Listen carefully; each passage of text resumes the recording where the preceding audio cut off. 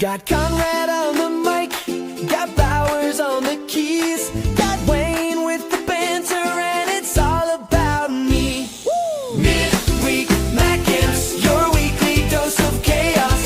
Midweek Mackems, we're back to take the crown. I know it's hard to get along with the league being so strong, but don't you worry now, just sit back and listen to the song. Midweek Mackems, your weekly dose of chaos. Midweek Mackems, we're back to take the crown. Midweek Mackems. Midweek Mackems.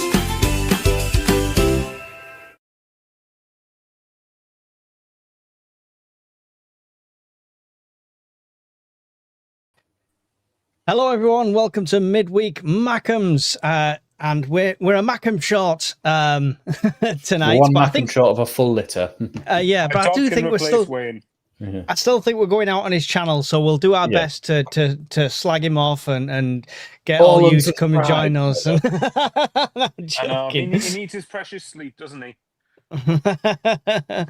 Well, this means we can go all night. No, we can't. We really can't.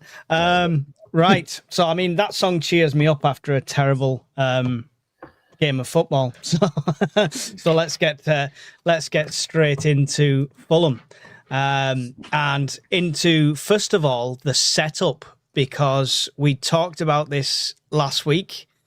And I think Wayne was the only one that said not to go 5 at the back, to go 4 and be more attacking. But obviously he set up in that defensive formation again. Conrad, right move, wrong formation, right players? What's your take on it? It was very, very annoying because I think I was one of the ones that have like backed us to sort of say, yeah, we should keep this. You know, we tried it against Everton. It needed a few tweaks, but we did it against Arsenal. It worked perfectly, but it's clear to see. I think it's one of them that we're going to have to use for the bigger sides, and that's no slant on Fulham, of course, who've won the game, but it was just one of those ones where I think when we expect to be a bit more under the cosh, I think that's when we need to deploy it and probably be a bit more front and forward thinking. Although whenever it came out 1:45, I wasn't bothered. I was like, same team that faced Arsenal. Doesn't sound bad to me. You know, that seems all right on paper, but the way it transpired and panned out was not what we'd hoped for. It's probably the nicest way of saying it. Yeah. Michael Bowers setting up with 5 at the back. Was that a mistake going up against a team like Fulham? In hindsight, you would certainly say it was. I think personally, again, that is what it is. It's hindsight to sort of refer to it as such now. I think that what might be a thing to bear in mind is maybe that a lot of the players had barely come back after international duty, hadn't they? Like a lot of them had come back the Wednesday, the Thursday. So whereas, for example, against Bournemouth this coming weekend, you know, we'll have had a full week to prepare and have a systematic change, and we'll have a week just so we're on the training ground, unless of course with players that are injured. Personally, for me, I think that it was a combination of the setup, but mainly I think it was just that Sunderland just weren't on it. We just really weren't at our standard, and I think that that's a lesson that, you know, if it is needed, that if you're not on it in the Premier League, you know what happens. You end up getting punished severely. So, and to be fair, we also, in my opinion, have to credit Fulham. I thought Fulham actually played really well. If they had a competent striker, I think that they probably could have put us to bed. Which obviously we were less than 10 minutes away from getting a valuable point on the road. But yeah, you could certainly argue that it was a mistake. But I think it was more Sunderland's performance just wasn't very good, as opposed to being the system's fault, really. But I would be disappointed if we went 5 at the back against Bournemouth on Saturday, though. Yeah. I've not acknowledged the chat yet because I'm a terrible host. So thank you everyone who's joined and who's already in the chat. I've got there's a few questions in there. I'm going to star them and come to them after, if you don't mind, when it's a question. So I will try and highlight them and we'll come back to them. But good to see so many people in there, and our moderator Emma's in the house as well. Thank you all for joining us tonight. The comment related to that was worst performance of the season from SJ. Wrong formation, right players.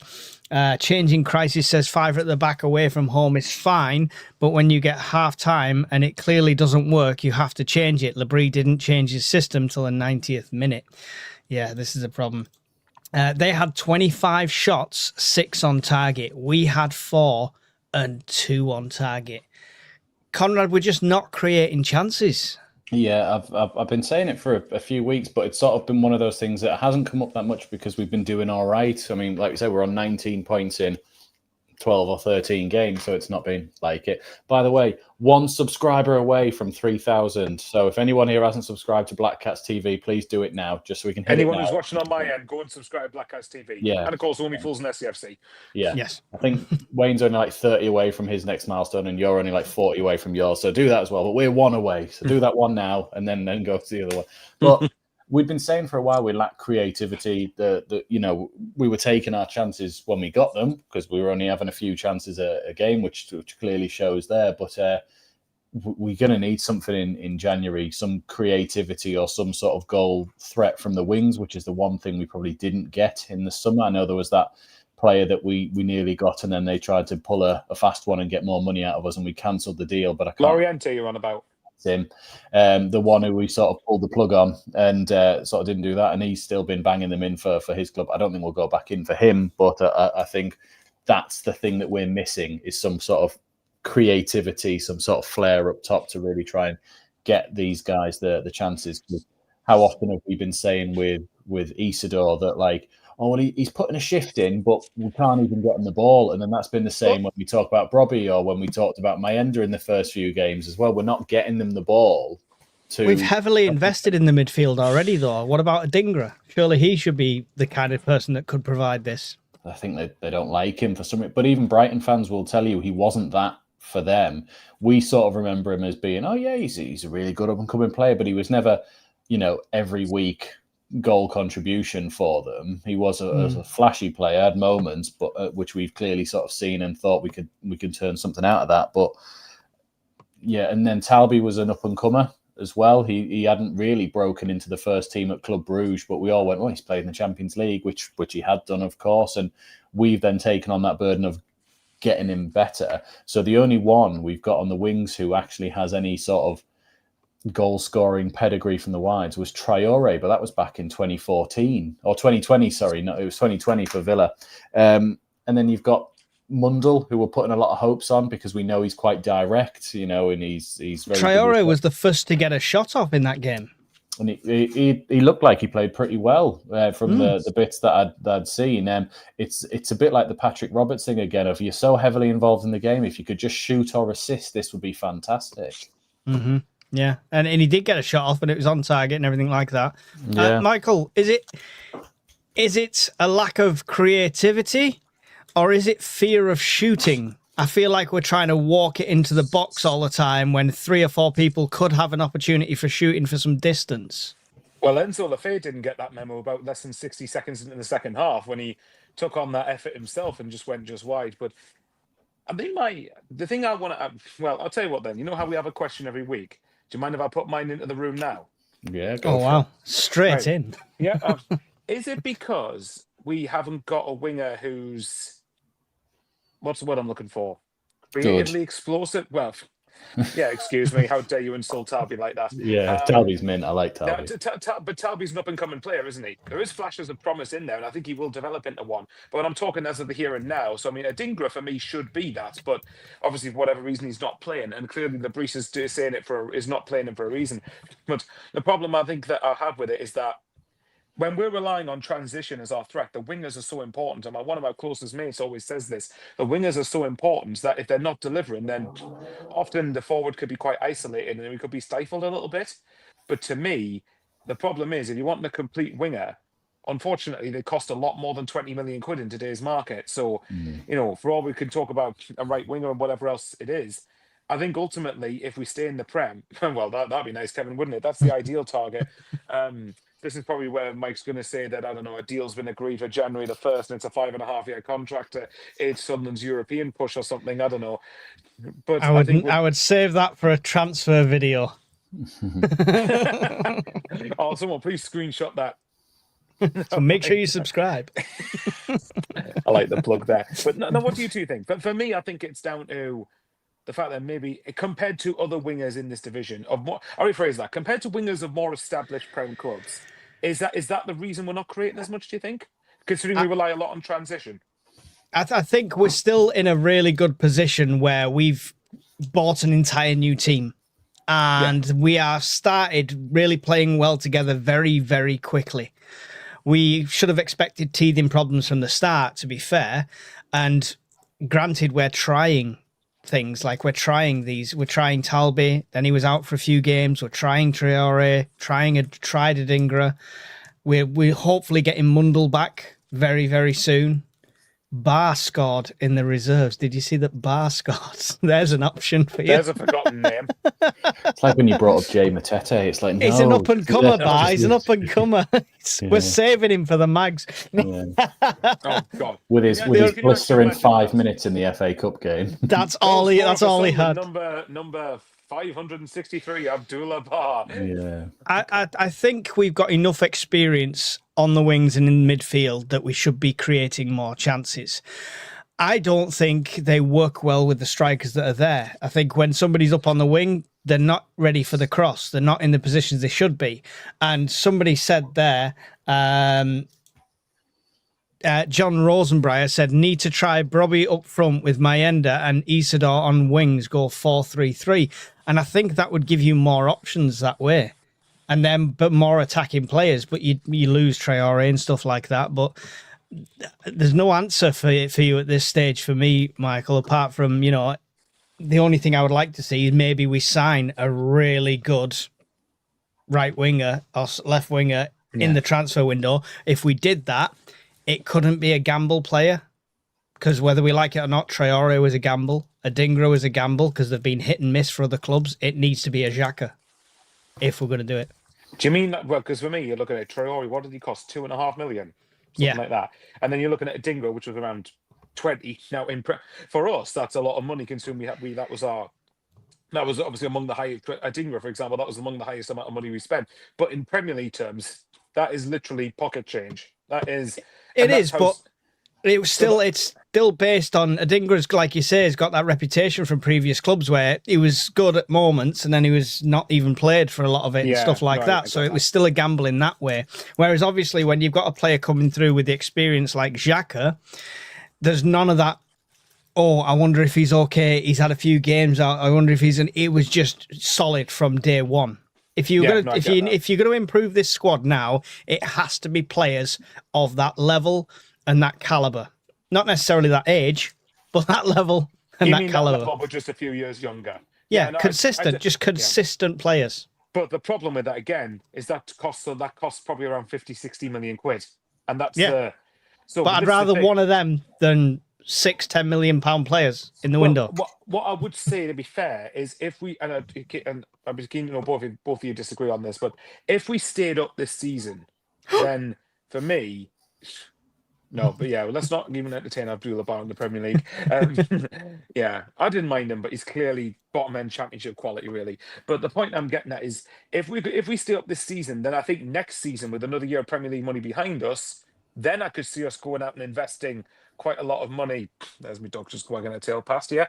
I think if we stay up, then next season I could see us investing a lot in a winger, and I'm talking like the going rate for a really, really good winger. But I don't know, Conrad, what do you think? Yeah, I mean, we won't need to. When we went to when we did the stadium, like when you did your charity walk and they let us stand by the pitch, do you remember that the pitch is actually not level?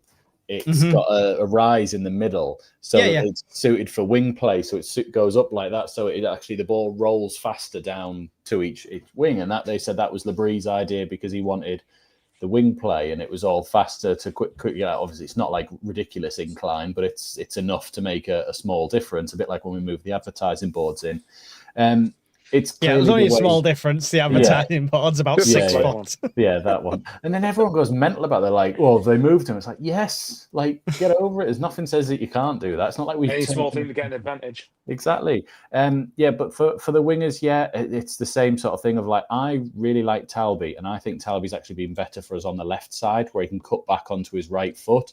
There was a period in that Fulham game before where he didn't get his head up and Enzo Lefebvre was in an acre of space on that left. That was minutes before they scored, wasn't it? Yeah, and it was just I'm not saying Enzo would have scored or anything like that, but it was a bit like he stood on his own on like the corner of the box, like but miles away. If you give Enzo the ball, then that means that it's on Enzo if he doesn't score or not. And John, Yeah. I think you need to learn what a joke is, mate. There you go. No, No, we're still going to I'm get there. joking. You can lose games and still get Europe. It's fine. Well, we'll see. Yeah. Well, just an interesting stat for you anyway, that when we've lost this season, in the 4 games after each loss, we've got 8 points. We've done that twice now. We lost to Burnley. We then got 8 points out of 4 games. We lost to Man United. We then got 8 points out of 4 games. So we've lost to Fulham. So we're going to get 8 points out of Bournemouth, Liverpool, City, and Newcastle. So we're saying What order we'll would get you take that in? we'll get 2 home wins, and then we'll get 2 draws at the Yeah, goal. that's the way I'd want it. Yeah, that's the way I'd want it. Yeah. I don't mind as long as one of the wins is against Newcastle. I'm not bothered what order absolutely it is. fine. I'm more confident against City than all of them, to be honest. I don't know why. It's just something it about I'm not because playing that's the confident City. in Liverpool at the minute. Is it because that's the one where we are least likely to get a result? It's not that. We've always performed against City and bigger teams, even like back in the glory days of the Premier League, like in Peter Reid days and stuff like that. It's the stupid teams that you think you should be beating that trip us up.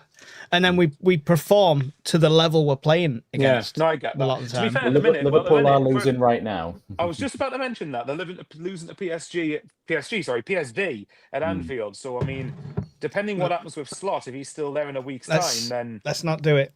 That's Yeah, what we did with United. We said the same yeah. thing with United Right, going up to United. just to be clear, I view Liverpool the same way as I viewed Arsenal, where I wouldn't be overly shocked if we got a draw, but I'm not expecting anything. That's the best way to put it. So Yeah. just going back It's to your still a original free point hit. about the wingers, I think we need to invest, but I am intrigued to see how Mundell operates in this division. I've got quite a lot of hope that he can do it. I mean, we saw he was on absolute fire when he came in last season. Then he did have a few injuries, which sort of really held him back throughout the season and sort of finding his sort of form. But he clearly likes a shot and is clearly very direct, which is the one thing we seem to be missing at the moment. Yeah. So it'd be interesting to see that going. But then you go, I'm sort of all concerned about this balance at the moment. So we've got all these new players in, and we keep in like Ballard and Hume and Isidore have been like the 3 that have tended to sort of like keep their positions Lefay as well? the previous season. Lefay, sorry, I forget about him. But yes, he was here last season. But Lefay as well. So you've got 4 there. And then if you start to throw in Mundell, if you take out one of the newer ones, let's say, one of the more experienced ones, one of the sort of players that you've brought in, does the balance start to then tip the other way to, hang on, this is a newly promoted side with a couple of additions in, and it sort of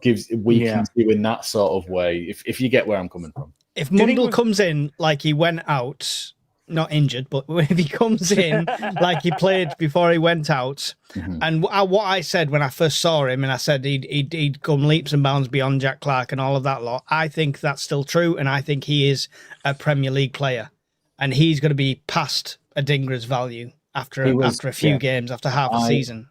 I watched him against South Shields, which I know is South Shields, and he was on absolute fire in that game, running all around there. And he was the one that looked like he hasn't been on pre-season. He hasn't been on his holidays. He's been constantly focused in. And that might have been because he missed a large part at the end of last season. Because if you remember, he came back in the playoff final. I think he played a bit in both the games, but not all of them. He played the second leg in extra time, didn't he? And then played the very end of the playoff final, Yeah, exactly. That's and it was just that sort of bit like, you know, he maybe he was thinking, well, I'll make sure that I'm ready to go for this season, and by all accounts he was, and then the injury struck. Before we go too deep into the rabbit hole of signings and stuff, let's finish talking about Fulham. 84th minute goal by Jimenez. Raul Jimenez, From an assist from the player that just came on as a sub as well. What's his name? It was Kawaka something like that. I just knew you couldn't say it. That was all. Chukwueze. Is this the guy they signed from Chelsea? I think so. Yeah, it could be. But they brought him on, and he assists. Is that good? Finishing us off by Fulham, or were we unlucky? What's your thoughts on the actual goal for them, Michael? I think personally, it was the cross itself was good, and I thought the finish was decent from Jimenez, but I was very disappointed at how easy Fulham found it to put the ball in the first place. The cross itself is very good, but I feel like we should have got to it tighter. We should have been able to sort of stop them. And I think some of the stuff that does tend to undo us, and it's not just a Fulham thing, but it's a general thing, is sometimes our decision making on the ball costs us and ends up leaving us being transitioned on, funnily enough, and actually being able to, and actually teams are able to create chances against us when I don't feel we should be as open as that. But again, as I said earlier, I think if you're Fulham's point of view, it's a good goal. I think in the sense that you put a good ball in and it's a good finish. From our point of view, as we can always highlight with any goal, we can see that it's going to be really poor. But if we're honest, I think it was coming when the goal came. I think we were lucky to have got to that point level, and I think Fulham did deserve the win. But of course, the goal was avoidable. Yeah. What's your thoughts on the goal for them there, Conrad? It was, so I didn't actually watch the full game, but I've since caught up on it afterwards, and it looks like it's one of the most frustrating goals that we could have possibly conceded, and there was so many points it could have been ruled out. I'm not going to have a go at the ref for the Nordy foul because the ref was terrible. I'm sorry, the ref was on par with Everton. The ref in full was terrible, but I'm not convinced on that specific foul, potential foul. Hume does not come out to his man and just sort of runs alongside him, which then Thingy only needs to knock it onto his left, and he's got that free angle to get the cross in, which is what annoyed me, number one. Then Ballard is clearly in front of his man and could easily cut it out, but he sort of stops to look where Jimenez is and tries to sort of shield him rather than watching where the ball's going. Roofs at the same time doesn't come out and get it. The one time this season where I've sort of thought you should have come for that, and that's what we've bought him for, and he sort of got stuck in this sort of no man's land position. So with Ballard stopping and Roof stopping, Jimenez just only had to awkwardly stick his foot out, and it rolled past the two of them. It just felt entirely avoidable on three different parts in that game. I mean, and we hadn't played well, and we could have nicked a point and gone, not a great day. We've got a point. We leave. That. And by the way, just to add to that as well, Fulham aren't a bad team. No. They've only lost to Arsenal at home. But that's what I was going to say as well. And I watched them play. I think it was Brentford they beat at home this season. They were very good that night, and Brentford aren't a bad team either. So the point for me, I saw a few people tipping Fulham to get relegated, and if we're basing it just on last Saturday, I'd be staggered if they went down. I think they've got too much quality. And yes, I've just seen that comment, Mike, and yet face palm is the right one. See, for me, in terms of the referee, I thought the Everton referee was slightly worse than this one, but this ref still was very, very poor. But I hate all this bollocks about how it's sacrilegion if you happen to have got beat, but the referee was shit. And if you dare point it out, it's because you're bitter. When it's like, well, if that's the case, then we wouldn't. If that's the case, then we wouldn't criticize the Everton referee because we didn't lose. So to me, I don't buy that. Both can be true.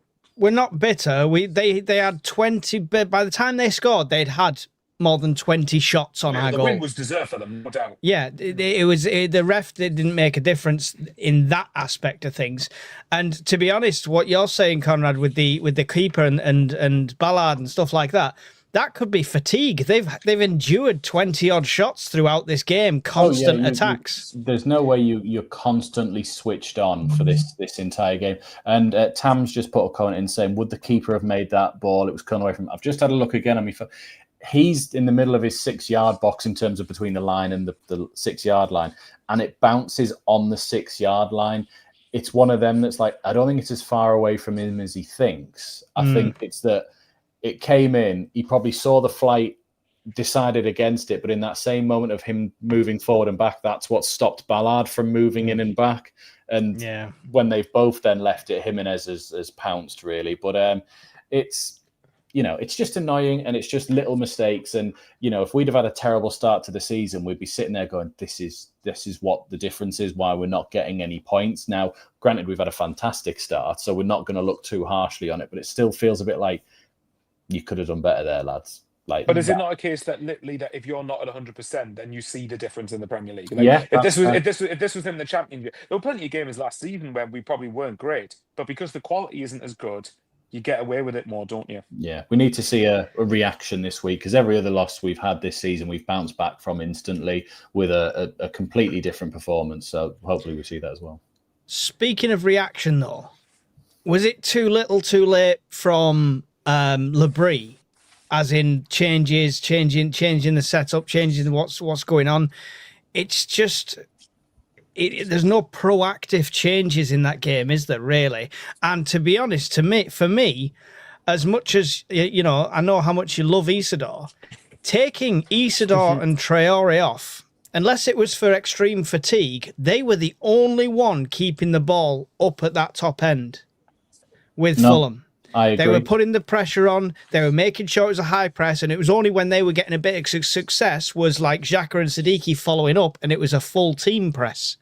As soon as they went off, we went back to the old, let's stand back and keep standing back and keep coming back. And we'd give teams so much time and space on the ball just outside of our penalty area. It's scary. Yeah, it's turning me grey at every stream. Hume said in his post-match interview, didn't he? He said, we gave up chances today we haven't given any other team this season, which was exactly correct, that we don't give teams these chances, but yet we gave Fulham 24, and eventually they got one. The Isidore thing was interesting, because like we say, even though he's not having shots, he is really contributing to helping us either get forward or hold the ball up or little quick things. In there.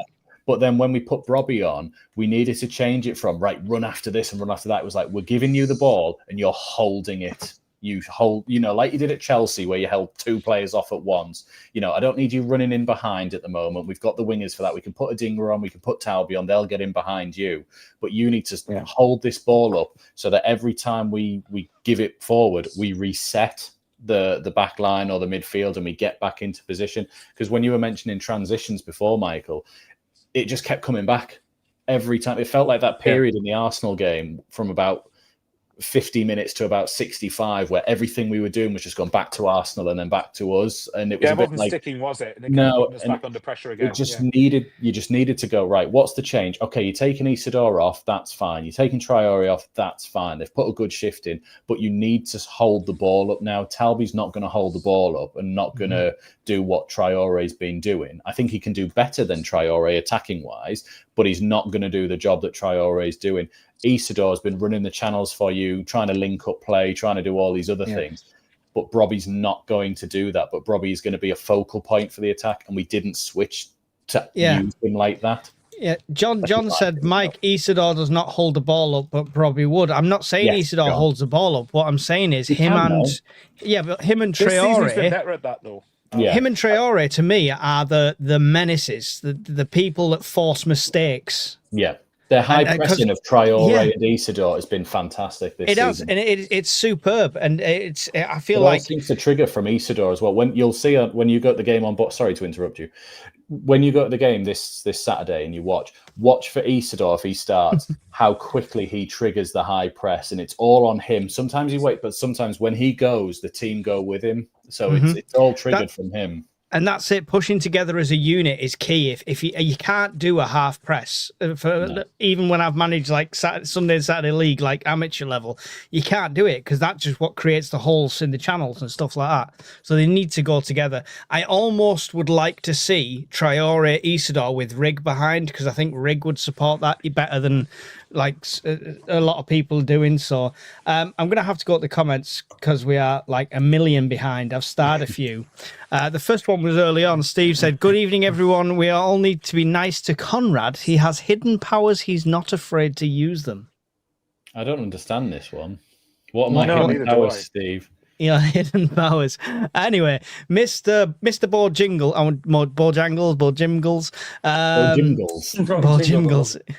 Liverpool's losing 3-1 in case anyone's interested. They're going to be losing 3-1 next Wednesday too. If 5 at the back is not preferred anymore, would 5 across the middle work better as more players in attacking areas as another attacking body? That depends completely on that depends completely if you have the personnel to find a balanced system. For me, what are we talking? 3-5-2. Maybe, but I guess it depends. But then 4-5-1. For me, I think too many Premier League teams are suited to, once you break through that midfield, whether it be a ball over the top. Can you imagine Alderete and Nordi being pulled out, and then all of a sudden we've got 2 sort of stuck in the midfield and you've got your midfield running back after you. I think your back five with a 4 in front is probably your better option in defensive terms. But I really want to see us go back to what we played in the first few games of the season, the sort of 4-3-3. But Nabri seems to have not wanted to do that since Diarra's gone. He sort of shoehorned it in for a few games after Diarra with Rig. But then after that Man United game, he's been very like, no, I don't want 3-man midfield. Can I just interrupt you there, though, for a second? Because I think against Villa, I mean, it's based on half an hour, to be fair. But against Villa, when we played that 4-3-3, and I don't know whether it was because Villa were off form at the time, but I thought Rig was really good in that sort of situation as the sort of more advanced of the three. And I think that...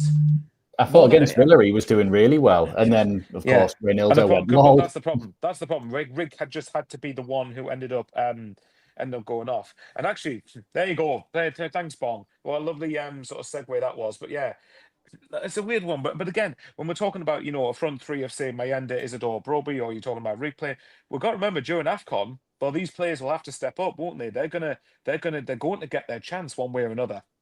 Michael, is this remember when I met you in Gateshead game? Is this that lad that shouts all the time? Yes, I remember him from the Gateshead game. He was absolutely hilarious. I just remember when he said he was stood next to you and he hated Enzo Lefebvre. I was like, exactly. His name is Bradley. I wind him up quite a lot about it. Yeah, he was a legend, Bradley. Yeah. Did you see the one about the Newcastle Sunderland ladies game last season? He was the guy. Did you see the video about someone who wiped a Newcastle flag on their backside?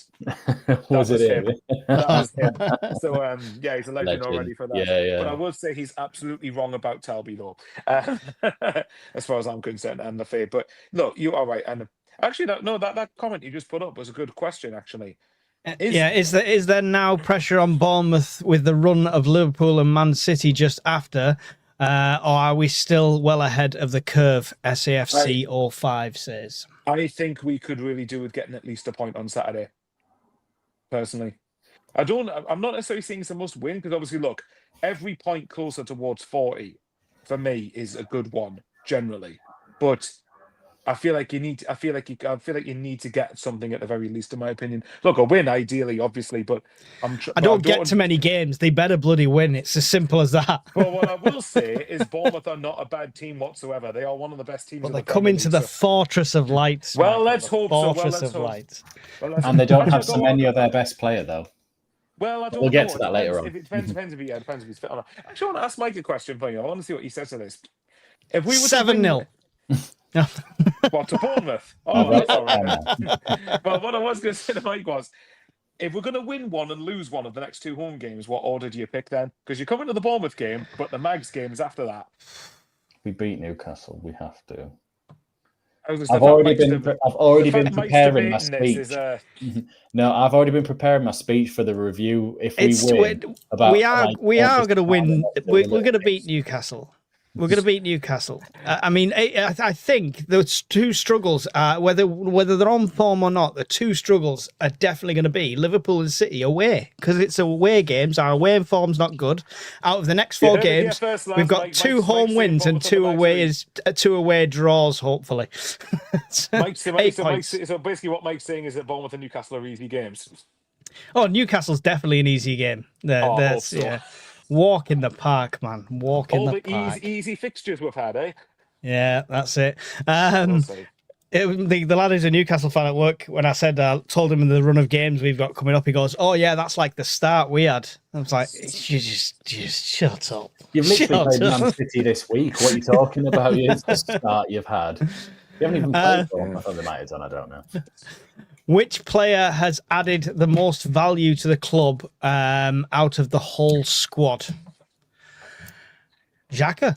I think there's no brainer on that for me. If you're talking about adding value to the club, not literally cash value to the team, but value to the club, I think. Do they mean as in which player has added the most value to the squad, as in what value they've got, as in what role they've got, or do they mean they have they elevated the value of the club? Yeah, I think that he elevated the value of the club. So as soon as Xhaka came in, that's when you started seeing other really high quality players start looking and coming here. So I think it's got to be Xhaka has risen the club up several Yeah, he's levels. definitely up there as one of them. I'd say Roofs is probably one of them in general. I there's been a think he couple of has hairy now. moments. He's performing, but not when we first got him in. It wasn't like we got Roofs and everyone went, "Oh my god, they've got Roofs." We were like, "Who's Roofs?" Quick, Google it. Google, what was his stats? Yeah. Sounds So, like I'm in the know. Yeah, but I agree with you now. Like, he's performing like he's a stunning keeper now. That just keeping all the players is going to be the fight. But yeah, Xhaka for me is probably the quick answer to that one. Need to try Brobby up front with Mayenda and Isidore on the wings. Go 4-3-3. I saw that before. Sorry. Adingra isn't getting minutes. What are you doing to me? Adingra isn't getting minutes because he doesn't track back. You need to pick attacking players based off their attacking abilities, says Changing Crisis. I mean, yeah, you pick players on their merits, right? Isidore should be on the wing. Robbery down the middle. There's quite a lot of people saying Isidore on the wing. What do you think of that, Conrad, being Isidore's best friend, lover, and man-child? I'm not against it because we don't seem to have a set left winger at the moment. We're sort of, everyone always says Enzo's best position is in the middle, yet we actually, when we've seen him, he actually does play better out on the left. But you know, he's not exactly been phenomenal out there. He's been decent, been all right. You know, Adingra's not really set the world on fire, so why not? Why not? Let's give it a go. Do you know what? I actually think he lends himself better to that role because Robbie in front of goal. We've seen him being able to hold up the Leaning Tower of Pisa sort of thing on his own while everyone catches up. He's got that strength. We know Mayenda's got a good running in him, stuff like that. Do you know what Isidore's got? He's got them shots from weird, awkward angles, which lends itself better to coming in from that wing, I think. And of course, if the ball ricochets to the far side, you've still then got a striker who's on his strong foot to fire it back. Whereas sort of now you sort of go, well, you've got Enzo who isn't looking for a shot in his first instinct. Do you know what I mean? Or if Talby's doing it, Talby's right-footed, but he's out there. So then he wants to actually go on the outside. It sort of lends yourself to having a few more, a few more shots at goal, maybe. We're signing Fermin Lopez, so don't worry about it, says Changing Crisis. Yeah, true story. Signed three of them, I heard. With Ahmad. Yes. I believe we need to score more goals, obviously, and we need to start having a dig from outside the box, 100%, and look up more the final third. We have so many changes where the player look up, we would have scored. Thing is, we only go for these long-range shots. We only see Xhaka try from distance. When we're dominating, when we're already a goal up, it's almost, I feel like it's almost they're afraid to shoot to miss. And they're trying to find that perfect opportunity, that perfect angle. And we all know in football, they're few and far between. Better off to just go for it, get a lucky bounce, get a ricochet, get a corner, get anything. Just get a shot on target, even if it's from outside the box. So in which case, what you want to do is max power against Lincoln style? Yes. Yeah, 100%. No. Yeah, but right, okay. I've kind of gotten a minority opinion on this. I don't particularly care for shooting outside the box because most of the time, Sunderland shots go into row Z or the high end of the stands. Now, if you're gonna shoot outside the box, make sure it's on target.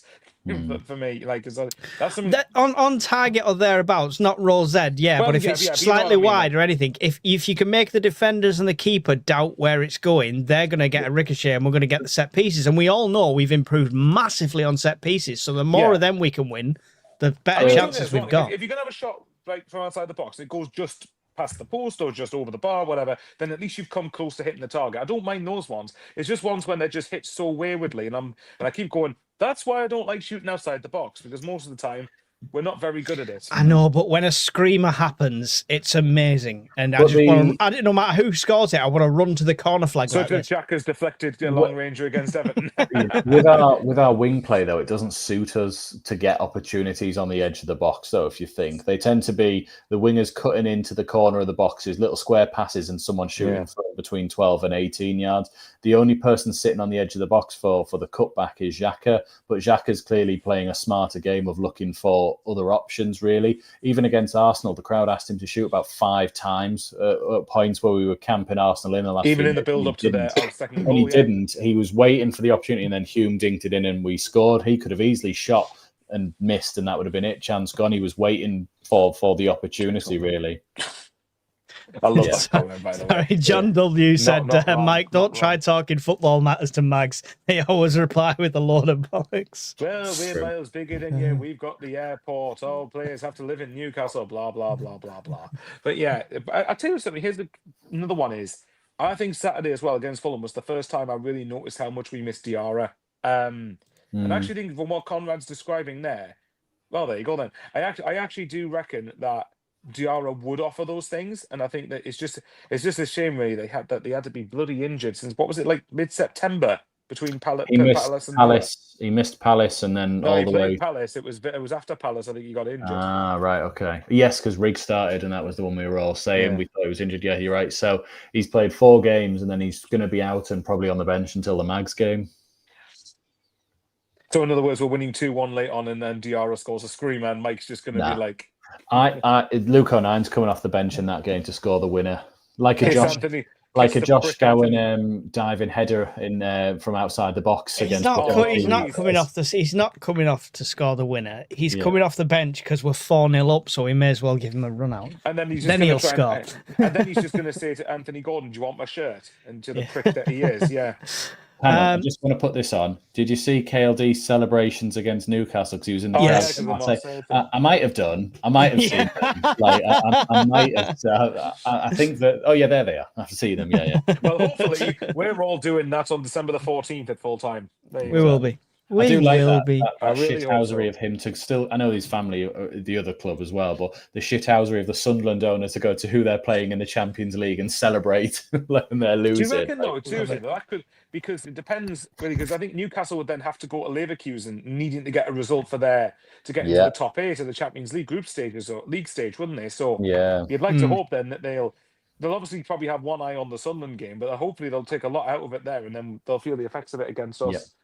Yeah, let's get through some of these comments. I don't think we've worked out how to play with Brobby on the pitch as a centre forward. I get the defending from the front that Wilson does. Yeah, I mean it's time, practice, and finding the right system. There you go, Conrad. Someone's back in your corner in the Isidore fan club.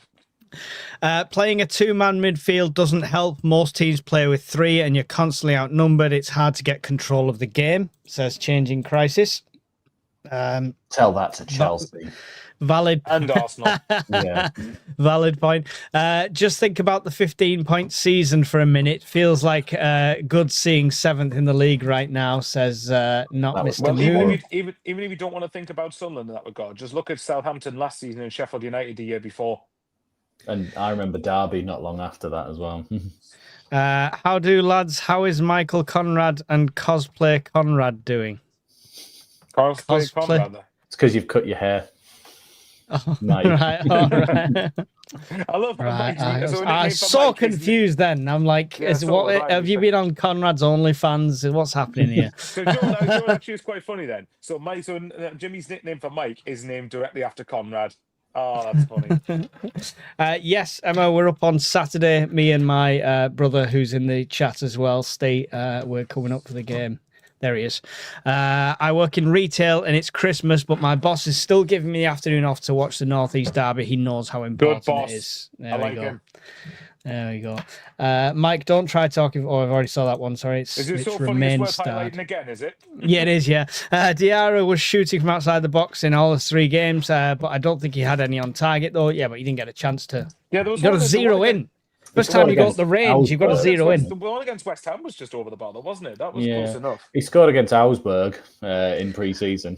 Just want to see the confidence. If your player's confident in doing it, it's going to encourage the others to. And I'd rather have 50 shots and win a game 2-0 than 3 shots and hopefully one of them magically goes in, you know. What dream players would you guys sign in January? So I've put this up because this was going to be my question for tonight. Go on, then. But Bailey can steal my thunder for the question. So Bailey Montblanc 5556 says, "What dream players would you guys sign in January?" And I've said, because of what I said about the wingers and experience and stuff like that, it's going to boil down. It is going to boil down to someone like Ahmad, someone like him. Maybe not him, but somebody like that with the Premier League experience, one winger, which is beyond doubt going to be in the starting 11. I so wish it would happen, but it's just not in January, is it? We couldn't afford him in January. They'd stick an extra 100 mil on him or something. But this the thing, like even if we went for Ahmad, really, how much are Man United gonna want? They're gonna want at least 50 million, are they? We And- want and them rightly- desperate. and- We want them desperate to take one of our players who we can let go. That's what we Okay, want. how about this? They get Semenyo over the 65 million pound release clause, and then we sign Ahmad. Yep. Okay. I'll And then, take it. yeah. And then I woke up. So look, Maybe they'll do a straight swap for Bar. He was good against the Mags in for 5 minutes. Well, oh yeah. Amron's going. That guy's got song. He looks all right. Let's sign him. Here you go. There's Ahmad. We'll have to do that. If you're looking at dream players, for me, it's the likes of Ahmad. What a suggestion Connor put in the group chat. Connor Gallagher's one. They'll probably be among the two of them, and then I don't know, Lopez, just to casually spend like 200 million quid. But that's saying dream players. Obviously, it's not necessarily what I think is going to happen. Pipe dream players. Right, pretty much, yeah. That's the right phrase. Conrad, who do you want to see in red and white? I would love to see Conor Gallagher, probably because I thought he was fantastic when he had his loan spell at Crystal Palace. I thought he was really good for Chelsea. But, of course, when they spend 100 million on two players, 100 million on one and 100 million on another, he's not really going to get the game time through at Chelsea. I think we could do a little deal with agent Reynildo, giving him a phone call and sort of going, "Now get yourself to Sunderland. This is where you want to be. This is the one. And look, I wear vests all year round. I'm hard as fuck." Conrad, you're missing a trick there. Sorry to interrupt. You're missing a trick there. Get Mike to sell it, and he'll go, right, I'm going to convince you that we're finishing in Europe this season, and you're going to be a big part of the revolution, son. I think he's a great. I don't think he's a six like KLD, everything he knows. Yeah, he just. I think he's a really good 8 for us, and could be box to box and obviously tough in the tackle. Got a good shot on him from distance. Can pick a pass. I think he's great. I think him and Guendouzi are sort of like side by side in terms of who I would prefer, but I'd probably pick Gallagher. Just from what I've seen of Guendouzi at Arsenal, I always thought, he's great, but is he really that good? Whereas I think with Gallagher, I thought there was always more to give, really. I thought there was more of it. I really want a goal-scoring winger. I can't think of any offhand, though, that are well-known in the Premier League or in other leagues where I think we could go, that's the guy that I think we should go for. But, they'll probably end up pulling out of their arse like a 22-year-old who's never played in the top league, and he'll come in. There is one I could think of that I would like to get, but there's not a chance we get him. Mo Salah. No, not quite. One that, Okay. No, I'm thinking Jared Bourne. I thought you said Mo Farah for a second. Mo Farah. No, Jared Bourne was who I was. That was thinking Bolt. I don't think he'd come though. So, West Ham fan, and they're doing better. That's what I mean. That's why I think if West Ham would not sell when they're in the relegation battle. He's too important to them. I just don't. That's why I can't think of a decent sort of. I still think I saw him play the other night, and I think he's a good player. But I don't think he would feel out of place in this team. But he's a championship player. We did play against him last season. I thought he was really good and caused teams a lot of problems, which is Sakamoto from Coventry. I think he's a quality player, and he's constantly trickery and constantly getting the balls into the box and getting around people would be an asset to have. Maybe not a starter, but I certainly think he's a quality. I like player. Tam's suggestion. Tam's comment. I like this thinking there. Tam said for the people on Spotify, Tam has said Ahmad has been a poor player this year considering his talent. I think he's playing for a move. Just on this. But to be well, okay, there was a winger from the Championship we've been linked with before. What about Fatawu from Leicester? Well, Black Cats has just said it as you said it. Has he done anything this season? Yeah, he scored a couple of screamers. What about Phil Foden? No, I want to see Talby on the left and someone on for the right. Yeah, it's every time Talby comes on, it's always been on the right hand side, isn't it? I'd like to see the club get the dead wood out and help the fund for a bid for Ahmad. Yeah, well, we've been wanting that since the last transfer window, but they're sticking around. Gary Hoyle says, forget Fulham. How can players expect to be at it when they are flying in from all over the world, jet lag, tired bodies, and then playing a monsoon? No wonder we're shy. But still enough energy to fight, Gary. Still enough energy to fight. What did you think of Labree's comments on that, Michael? Is this about the fight after the game? Yeah, but his comments were basically saying if they've got enough energy to fight, then they've not put 100% in. Yeah, I did see that. That if you can fight after the game, then you could have given more in the game, basically. See, I didn't see 4-1 PSV. Sorry. Yeah, I've seen. Yeah, Liverpool won Sunderland 4 in a week's time. Sorry, hopefully we'll see. If you gave us a point at Anfield now, I'd still be over the moon with it. I think what was the fight about? What did it stem from? It was Siddiqui that was involved, and I think it was to do with just like the persistent fouling, because it was another game where the rest were terrible, and Siddiqui seems to get bullied in this game. Same with Everton. It was Siddiqui the victim of half of these fouls. So if that's the case, did he get a yellow card for that after the final whistle? He did not. Because part of me would have wondered if he had done, then that means Siddiqui would have then got his 5th yellow, and it would have been out of the way for Bournemouth. Yeah, I mean, look, I got why I think it's probably Labrie saying it in the heat of the moment to some extent. I know he's a calm, collected figure, but I think he certainly would have had he certainly would have wanted to probably get that off his chest, because he would have been disappointed, as the players would have been, and fuming at their own performance. And if that's the case, in a way, I like that though, because it actually keeps standards high, and we want to keep ourselves on the ground. We want to make sure that we're going to be the best version of Sunderland and what we can be. And simply put, against Fulham, we weren't. So that's how I read that comment, but maybe that's just me. Yeah, it was Reynildo that got one of the yellows, and Ballard. So I don't know what that puts them on in total. Ballard's on 2 yellows, I think. And I know that because I looked up his yellows the other day, and I think prior to Saturday, I think he'd only had 1, which surprised me. Are the yellows scrapped after a red? Has Reynildo kicked his yellows out of touch when he kicked? No, because he got a direct. No, that was a straight red. That. Yeah. No, it wasn't. He was saving himself from being landed on. But no. We'll go into that another. Regardless of what you think he was doing, he got a direct red. Yeah, exactly. That's the fine. referee deemed it. The records say a direct straight red card with no double yellows. So right, let's put Fulham to bed. Man of the match, Traore. We'll put that to bed. There we go. But Conrad, give us a game. Let's lighten the mood. I've got 2 because Wayne's not here. I've done his one, which is there have been. Bear with me. I think there's been 9 players to have played for both Sunderland and Bournemouth. Can you name those 9? I've got one players? Straight away because there's only one. Lewis Graben. Yes. I like you went. Yeah. I had to read the list and find his name. I hadn't seen it. I was going to say, yeah, okay, Lewis Graben. Right. Okay, then. Right. Help with it. The chat will be helping you. Yeah, Antoine Semenyo? Semenyo, yeah. Defoe. Defoe, yeah. Does that count as 3? I mean, technically he had 2 spells. Defoe. He had 2 spells there, but it still only counts as 1 as I was given. going to say, does it count as 2 players now? Oh, well. Okay, then. So what, we got 3 out of 9 so far? You do, yes. And I can't even say I'll narrow down to a position because they're all over the place. Oh, your favourite goalkeeper, Michael. You're the best. Yeah. What's Lee Camp? Bournemouth. Did, yeah. Lee Camp. I was going to say there was a goalkeeper, and Bowers knows him very well. So, yeah, Lee Camp, that's 4. God. John Swinney says Meffin. Oh, yeah. No, he doesn't. He says Meppen. Meffin. Yeah, Meppen, yeah. John O'Shea says John McKinney. That's correct as well. So you've got how many left? 1, 2, 3 left. I'll give you one's a centre back, one's a left back, one's a striker,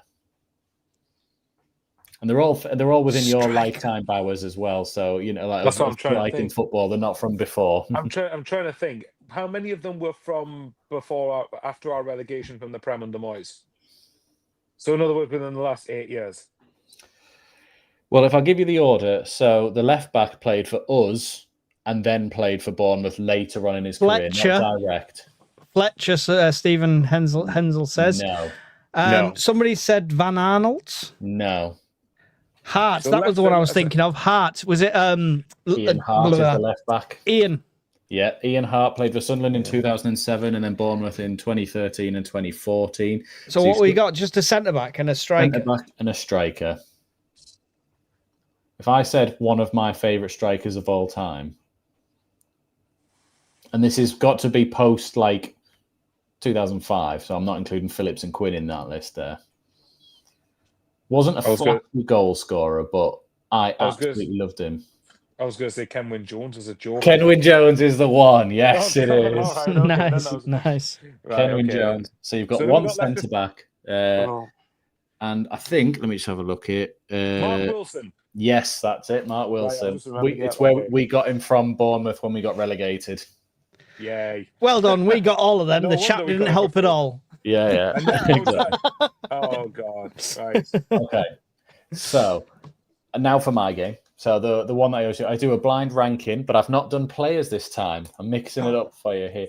You know Right, what okay. they were saying this week about how Sunderland haven't won in their third kit since Hull away last season, which got me thinking about kits. I'm going to show you 10 10. away kits Hang on. from Sunderland in the last sort of 20 Are you going to years. show us them all at once so we can rank them? No, I'm going to show you them one at a time, and you can of course tell me where you would put them in an order of 1 to 10 rather than the players. But you won't know Are we what's going to coming go next. third kit wanker appropriate? No, Yeah. so annoyingly there wasn't enough third kits to include really. So I've just gone with pure away kits. So All right, I'll then. start with number 1. We mentioned this season actually, the 15-point season, the black away kit. Oh, I love this one. I love this one. Ooh. There's so many good ones though. I would say 4th or 5th. Oh, don't start hedging your bets right at the beginning. No, Pull off fourth the or 5th. 7 and then doing them all. Shall I just go 10 then? No, well, this is it going to be out of the way. difficult. We haven't got a 3 here, so we're going to have to agree. To me, on Poppy Up It, I don't think the Reg Valley sponsor looks good on it. I don't know what it is. It's still the Lonsdale one, I suppose. Yeah. Yeah, let's Oh, go 6 or okay. 7. I'll go 6 then. 6. We'll say we only got 3 points in that kit all season. It's irrelevant. It's about Yeah. the kit. Was that 2-0 win away at Middlesbrough? It was, yeah. Julio Arca and Tony Miller. I'm wearing its counterpart right now. You are, exactly. So where did you say Oh, 6, no. did you say? 6, yeah. Okay, black away. And then that was 05, 06. How far are we going back here? You're not going to go only to beyond 2000. Or 98, I think I've gone to. Because I don't want to steal all the club's ideas for kits in the future. the 90s are the best kits. Yeah. So, followed by the one in 98. Wayne wore it the other week. The gold playoff final. We also wore it throughout the season as well. It's a very I'm not iconic kit, that one.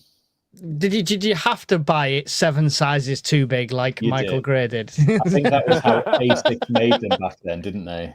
Wind resistance. It was like a sail. Oh, there you go. There's lots of comments coming in about how low this one should be. I this kit. wasn't a fan of this. I didn't I'm like not the struck on reasons.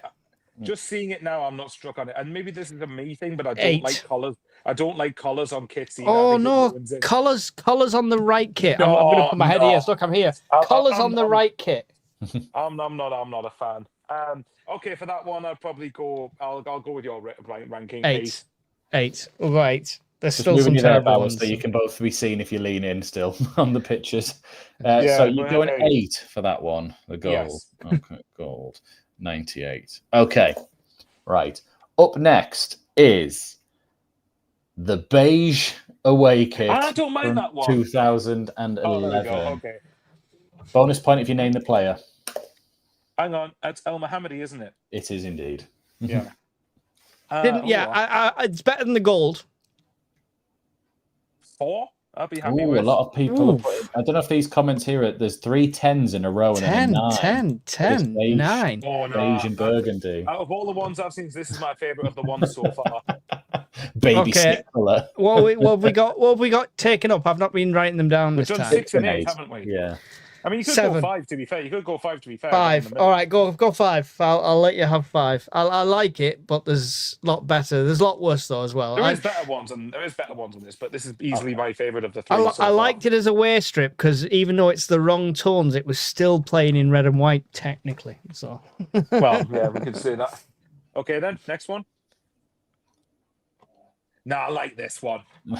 I've used a specific picture from the derby as well, where We'll do it well, yeah, of course. and Jan Oh, and it's is in fun. it as well. Mike, do you remember which 3? Do you remember? Well, obviously, Defoe's there. Who's the 2 players with him? Villa and name's gone. He went to play for Yedlin. Newcastle after us. Yeah. I know Yedlin. Yedlin. Is that the Yeah, American? Ireland. We're getting a lot American. of split things here. Yeah, there's like 10, 3, 4, 10, 5, horrible, 4. It's a love it or a hate it one. I'm not a fan, if I'm honest. Oh, I am a fan. I think this looks lush. Oh, What numbers have we used up so far? 5, 6, 8. Steve said it's a goalkeeper's kit. Labrie said, "Rah." Right. What number are you thinking? Personally, 8, We've already used 8. 7. Can I just say, I still wear that kit now for 5-a-side. I absolutely love that one. He looks like a 5-a-side kit, so you're justified. Yeah, I'll tell you what. exactly. You look like the ball. Since you let, because I prefer that one to the Tom Bowler one, but obviously it's blind ranking. So since you let us have 5 for that one, I'll willing to go 7 for that. 7, right? Okay. Green. What numbers have we got left? Green. Well, you've done your usual thing of hedging your bets in the middle. Was it 5, 6, 7, 8 with you? Yeah. So you've got 1, 2, 3, 4, 9, 10 out of kits here. So I already know where you're going to. This is why Conrad, ladies and gentlemen, is going to have such fun being the bastard at doing this. I'm quite happy with this so far because we've not made too many terrible ones in my eyes. Oh shit! Here we go again. Oh, whoa! He's actually joined. He's joined in time to go to bed. He's joining. I heard that was shit. He's going, evening, everyone. Right now, I'm off to bed. Yeah. Hello, Wayne. You all right? Ears were burning, so I thought I'd jump on. Okay, well, you're in the middle. You're in the middle of the blind ranking. Okay, I'll go through the blind ranking so far. Recap, Wayne, where we're at. So we've done it's away kits from Sunderland from '98 onwards. So in at number 5 we have this one. In at number 6 we have this one. Yeah. In at number 7 we have this one, and in at number 8 we have one that you were wearing the other week. They didn't like that one. No, they didn't like that. The chat didn't like that one. The chat was saying 10. We were generous at 8. Yeah. Oh well, you know my favourite one, so that would be my number 2. Yeah. So good thing we did that before we came on. So up next, I've had to crop a certain player out of this picture because he went down for crimes that he did commit and admitted that at one point, which is this blue away shirt with the. I love this one. I love that. Love it. I've got this one. So have I. Mm. For me, the lowest I'm willing to go here is 4. That is 3. By the way, Wayne, just let you know, we've used up 5, 6, 7, and 8 so far. So we've got We've 1, 2, done our 3, usual. 4, and 9, and 10. 3. Yeah. You've done a step song and gone 5, 6, 7, 8, haven't you? Who do we appreciate? Yeah. Sunderland. 3 for me. I'd say a 3. Okay, I'm happy with that. I was Blue. unavoided anyway, but I was happy with it regardless. Yeah, I love the design of that one. So, in a very similar vein, just throwing you in there, was 3 seasons ago away shirt. Yeah. That's another one I like. But Wasn't a fan of this. See, to me, it's because blue's my favourite colour. So apart from red and white, obviously. I will say that one, a lot of controversy that it was just a template kit from Nike that they did the colours for. And the fact that what does drag it down a bit is the stick-on badge as well. That doesn't look as good. I think Wayne's having internet problems. Or he's a Dalek. Yeah. Exterminate the kit.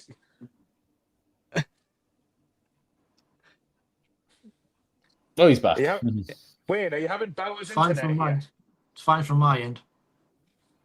See, for me, the sleeves on that look like a misprint 90s printer when it went wrong. I was trying to print this blue shirt and it really cocked up and all ground up in the. I never liked it. That's just me. I think it's a template what every other club had, just a different colour. Mm-hmm. What are we saying, Mike? The comments are very this has divided so many people. Look at this: 4929 3929. So it's 2 or 9. I'd go 9 with that one. Oh, see, I'd go 4 personally, but I feel like I might get outvoted here. You're outvoted 9. There you go. All right then. I'm so glad you came on, Wayne. Okay, so you've got 4 left, and you've got 1, 2, 4, and 10. So you have to vote a kit in at number 10, which I have a feeling you're going to do with this one, but it's one of my favourite kits we've done. I don't mind this one. I It's probably loved only it. it's probably because I hate the season that this is associated Yes, with. it's the relegation but- season Yes, under but if David you look at the Moyes. kit on its own, I don't mind it. I don't mind it. I think I prefer the previous one to this, but yeah, this is okay. I've never liked a pink kit. It's not. It's purple with pink trim. It's pink with purple printing. Yeah. 10. All right, then. 10. 10. 10. Light blue, Like, 6. 4. Not bad, 7. What have we got? What numbers have we got left? 1, 2, 4, 10. Oh God! It's 4 or 10. It's not going 1 or 2. It's the same for me. It would be 4 or 10. I'd probably be closer to go with a 4 than a 10. But if you put it in 10, I wouldn't. But I wouldn't be begrudged putting it in 10 just because of the fact it's associated with that dour I don't bastard. think we won a Moyes. game in it, if that helps. Okay, 10. Yeah. I mean, well, I'll leave it up to Mike. He can pick whichever number he wants for 10. this. We're really hedging our bets. These next 3 kits are beautiful. Okay. Next one. The Inter Milan knockoff Oh, I in don't mind that. 2009. I don't mind that. Well, obviously, hopefully, all the ones we don't mind. Well, what's Mike? What are you thinking for this? 4. Yeah, I okay, I'm like happy that with that. kit. I've still got Yeah. that one. I'm happy 4. for 4. I like it. I just didn't like the Boyle Sports logo. I didn't like the badge. It looked like a Viagra advert. That's the only thing I didn't like on it. That's very See, true. to me, I prefer the Boyle Sports logo to Reg Vardy. Oh no, I'd rather have Reg. No, I'd rather I have think Reg it just- Vardy than Viagra on steroids. Well, Did you see that one, Wayne? What were your thoughts on this Inter Milan knockoff? I like that one. I like that one. What numbers we got left? Or what's everybody said? 1, 2, and 4. 1, 2, and 4, yeah. Oh dear me, probably 4. there you go. Kind of got. We've already decided. We think we Yeah. already voted on 4. Cool. So you got 2 left, which is 1 and 2. If Conrad picked some shit kits for these last 2, I just actually searched any year and I thought I'd try to be different. So the next one. Oh, yeah, I'd probably agree too. I quite like that one, but yeah, I mean, who knows? Maybe there's a shit one coming up after this. But yeah, that was pretty good. But Well, I it's do hard love to the judge a pic- shit I- one on this, really, because it's By all the about way, opinions. This one. I mean, to be fair though, like actually, yeah, this definitely would have been the top end picture just because of the stadium of which this picture has been because taken of where it is. Yeah, absolutely. Yeah, so let's go 2. I want to see an Adidas black one for number 1. Oh, I hope not. So that's going in there, right? Okay. And the last one, it's actually annoyingly similar to the last kit, but it is our Invest in Africa dark blue. That's all right. No, I didn't. I hated this one. Lik This was Podolski okay hates for me. it in the corner. He's got his hand on his head.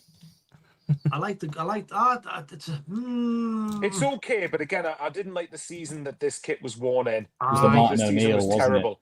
Yeah, Yeah. apart from the Mags 3-0 game, this was a terrible season. So Can we swap them last 2 round? too late, already done. Yeah. So the dark Is it- blue one. we should have just put the yellow Bidfest one because that was the night where we got to Wembley, wasn't it? That's right. Yeah.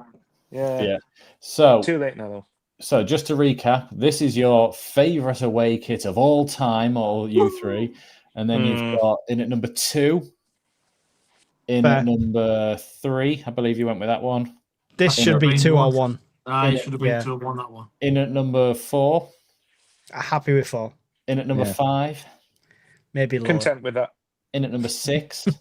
Lower. Would have been lower for me. That In at one. number 7. Slightly 10. higher. In at number 8. 10. Love this. It could have gone up.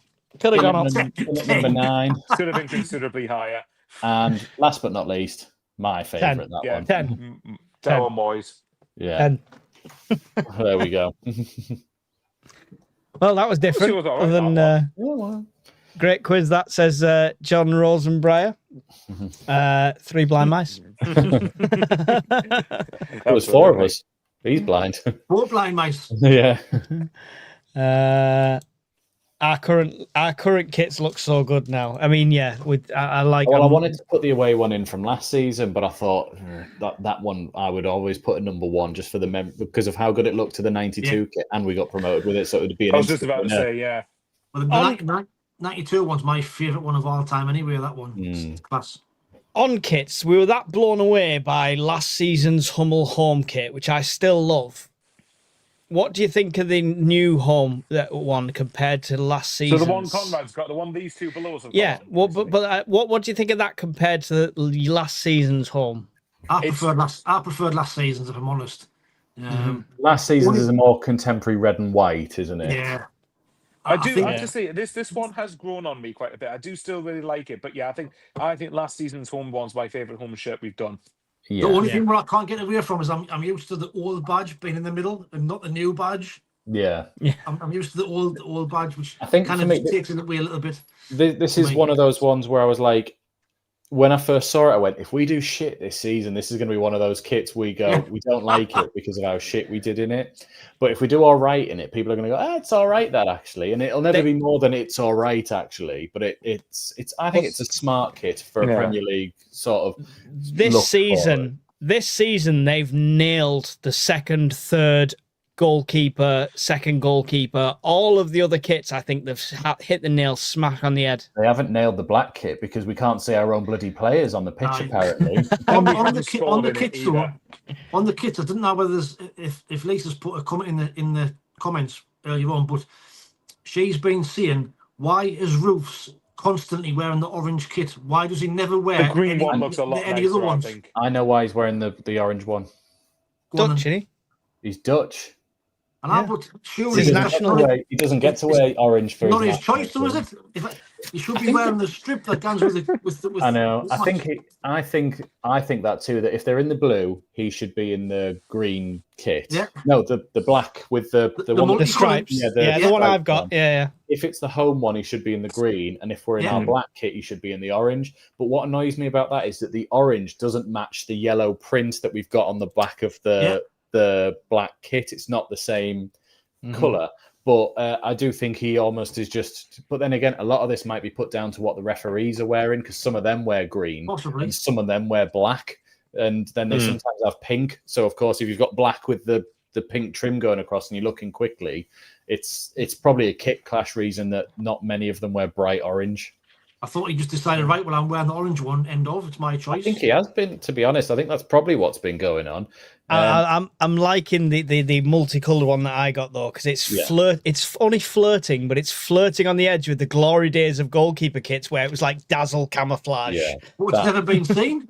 No.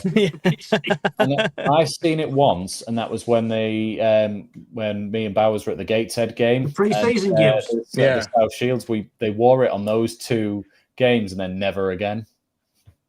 Do like that Roofs one. is not a fan. Yeah. Roofs is not a fan.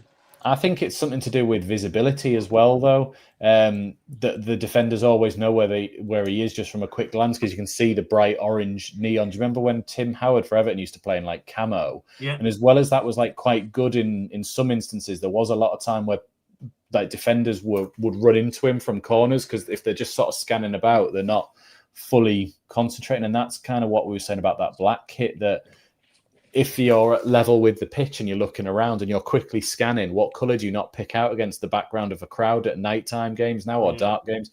You're not going to pick out your blacks and your greys. So yeah. Sorry, that pink kit, I thought it was supposed to be away kits. Is it a third kit? That was a third kit. All right. Never mind. Yeah, but it's because the white one was the default to number 11. The white kit was had the blue band on. Yeah, it was the seatbelt kit. Yeah. Oh yes. I mean that one, at least we beat Palace 4-0 in it. Yeah, so, exactly. And Hull 2-0 away. Yeah. We're already down. Yeah. We'll take you with us. While we have you, Wayne, do you have a question or anything to bring to us? I know you're not. No. I'm not prepared anything. I did your game for you, Wayne. I made them guess all the players that had played for Bournemouth and Sunderland. Do you know any off the top of your head? Go on then. Sunderland and Bournemouth. There's only 9. Dear me. They're all from like 2005 onwards, I think we established, didn't we? Are they? Something like that. Yeah. And that's only like one as early as like 2007. I think all the rest were in the last. Because, of course, if you think Bournemouth were down in like. Semenyo would be one, obviously. Yeah. We're just doing it again, comments. Who would? Mepham, Chris Mepham. Yeah, Mepham, that's right. Mepham, whatever he's called. Yeah. The Welshman. Yeah. Oh, who else? Defoe. Yeah. We're just doing this segment again, people. Just forgive us. playing it Yeah, why again. not? Just for my benefit. Yeah. Yeah. Go on, just give us the rest. It was. Hang on, I need to get it back up on my Who phone. have you said, sorry? Hart. He said Defoe, Semenyo, and Meppen. You also could have had Lee Camp, Lewis Grabban, Ian Hart, Kenwyn Jones, John O'Shea, and Mark Wilson. Did Ian There Hart you play go. for Bournemouth? He did in 2013 and 14. Next one, I'm going to do a quiz, and it's going to be based in the 80s and 90s, just to watch Conrad go. One answer. Because everything That'll he be me does as well, is then. posting Me that. and just Bowers be will me just and you, pod Mike. off. We'll just pod off me and Bowers for a bit. Yeah. We can feel intelligent for a week, Wayne. When we do our give us a bit of an special show, advantage. when we do our special show, Mike, that's what you should do.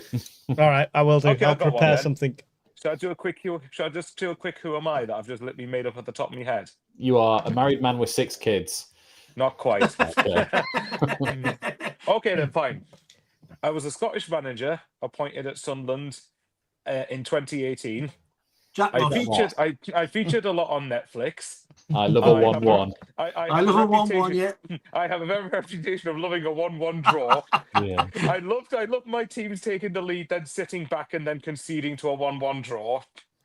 I then failed to get a team promoted that had the following players: Lee Cattermore, Brian Oviedo, George Honeyman, Josh Madger, half the season, Will Grigg, Charlie Wyke, etc. Ian McGeady. And did the same in the final. Sat back and got a 1-1. Excuse me, we didn't even get a 1-1. No, we didn't actually. No, we didn't. Yeah, I've got one. It's got no relevance on this, but why not? Anyway, just go with it.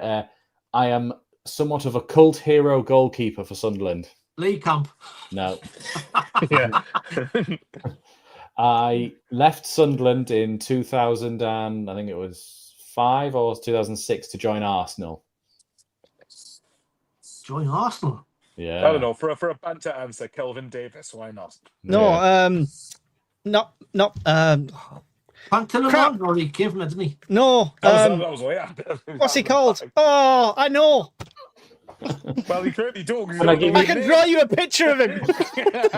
I'll give you my last clue. I once scored an equalising goal for Sunderland against Derby County. Oh, it's Poom. Boom. Yeah, Mark Poom. That was it. Here you go. Last one for you, Conrad. Okay. Name the season. Okay. There's Oh, the that's- goalkeeper tops. Lionel Perez in his finest. Oh, yes. 94, 95. Ooh. Yes, ish. 95, 96. It was a carryover, though. So. Yeah, that's fine. Lionel Perez and Alec Chamberlain. Yeah. Oh, yes. I remember watching Perez get kicked square in the nuts, get up 10 minutes later, grab the back of the net and go, fucking come on. Anyway, let's talk about the next game. We've not haven't talked done about Bournemouth football yet. for a while. I'm excited for this next game because obviously I'm going down first time in quite a while, so I'll get to actually enjoy the game. So no commentary on our channel, I'm afraid. You're Going up, yes, going for the down. game. Yeah, I was going to say. Well, I've got to try and get there. I'm going down on the bus driver to get there. No, I'm just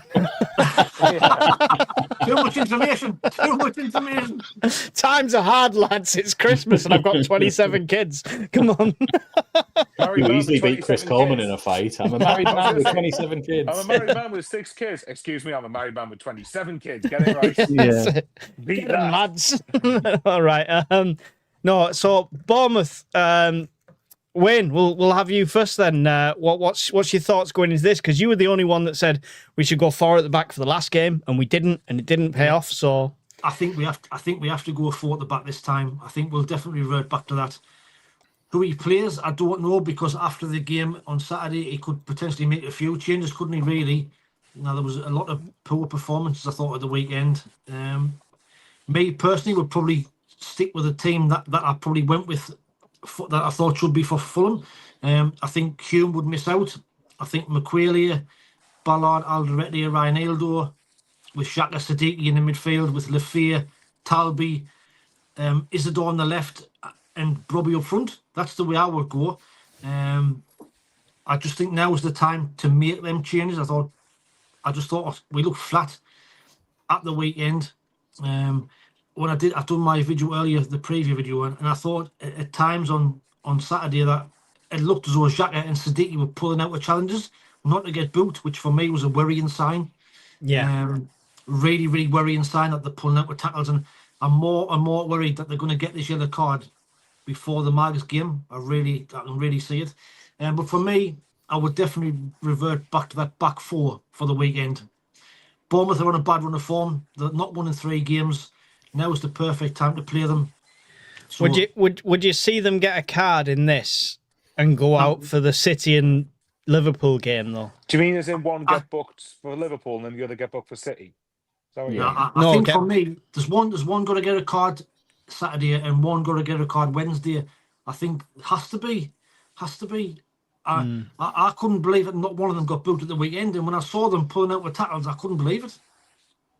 He doesn't seem the type of player to probably manager to tactically think, I'll take this now and do this. He's probably just going, just be careful. And it's a bit like we're all thinking the worst, that it's got to get through however many games. We'll be sitting at that City what's game. What's the timeline on that? How do you mean? What's the timeline before they drop off? Do you mean after? It's like in January. Do you mean what the timeline is? Is it 19 games? Is it 19? Is it? Yeah. 19. Which 19 games is Man City at home at the end of December. So, New Year's Day. 1st, yeah. Yeah, sorry. So we've got quite some way to go there. But you've got to remember as well, Sadiqi's going to be away for AFCON for a few of these games, isn't he? Yeah. So if, say, he got his 5th yellow against Newcastle, then it wouldn't matter, for example, because then he's away the following week. Well, assuming he plays, he'd be away the following week anyway. Yeah. Did you read? I don't know whether you saw the press conference before the Fulham game where Regis Lebris was asked about AFCON, and he thought some of the players might be requested to leave before the Mags game, which I find staggering. Yeah, like as a training before the actual competition kind of thing. Yeah. I'm not gonna lie, I'd be furious if that happened. What's the director of football called now? From Gisolfi. He was saying the other week he was having to do some sort of things where he's having meetings with the African teams about what timeline they're expecting their players to be there, because we're not pulling them out of games for this, and we can't be going, Siddiqui, whoever else, all of the others are going on like after the Man City game. Can go. Yeah, he can leave. He can go. Yeah. If Siddiqui ends up being carded already for it, then you may as well go, whatever. But we're not letting them go before that game. Then TalkSport were doing some sort of BS thing about how Sunderland could ask to postpone games. I saw that idea. Like, is the Newcastle game going to get postponed? Well, no, of course it's not. Nah, it won't. No, it's far too late for them now to go, we need to change that game, especially when Arsenal and Palace weren't allowed to swap when not to mention as well, sorry, Conrad. Not to mention as well that if it gets rearranged now, it's going to be rearranged to midweek, isn't it? Yeah. And Northumbria Police are not going to want anything to do with that, are they? The only hope for them is that we all go out the FA Cup early and we end up doing like what we did with, was it Blackpool in League One, where we just went, we're both not in, can we just play our game then? Yeah. Yeah, I think for me, if we lost them prior to the Mags game, if you kept the likes of Reynaldo, Siddiqui, actually, I think, and I could be wrong here, but I think Talby's the only one whose Morocco play on the first day of the tournament or something. I'm sure everybody else has to wait a few days for their first game. It's in Morocco. It's in Morocco, isn't it? Are they the host nation? No idea. The only ones I'd be willing to let go early would be Masuaku, only because Sirkin's on the road to recovery as well.